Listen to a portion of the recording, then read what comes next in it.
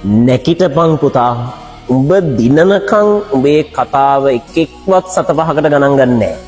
හැබැයි උඹ ගේමක් ගහපු දවසට උඹේ කතා අහන්න ගෙදරට එන්නේ කේක් බිස්කට් අරගෙන කෝල් නිකං කෝල් නෙමේ වීඩියෝ කෝල් ගන්නේ.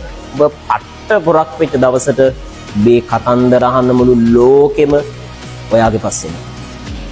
උඹ දිනපු දවසට ලස්සන කතාවක් හදාගනින්. හැබැයි කතා හදන්න මහන්සි වෙන්න කලින් මේ කාලේ ගොඩ යන්න මහන්සි වියක්. එදාට උඹේ කතන්දර උඹට පත්තරේ දාන්නත් පුළුවන්. ටීවී channel වල කියන්නත් පුළුවන්, රේඩියෝ වල කියන්නත් පුළුවන්. දිනන දවස වෙනකන් මහන්සි වියක්. එදාට ඔයාට කතා කරන්න ඇහුම්කන් දෙන්න මිනිස්සු ඕනි තරම්. හැබැයි උඹ අසාර්ථක වෙලා මෙලෝ හසරක් නැතුව ඉන්න තාක්කල් උඹේ කතන්දර අහන්න මිනිස්සු වෙන්නේ බලාපොරොත්තු වෙන්නත් එපා. දිනපු මිනිස්සුගේ කතන්දර විතරයි මේ ලෝකෙ මිනිස්සු අහන්න කැමති. අසාර්ථක වෙච්ච වැඩක් නොකරන උන්ගේ කතන්දර අහන්න මිනිස්සු කැමති නෑ පුතා. නැකිටපන් පුතා. උඹ දිනනකම් උඹේ කතාව එකෙක්වත් සත පහකට ගණන් ගන්නෑ.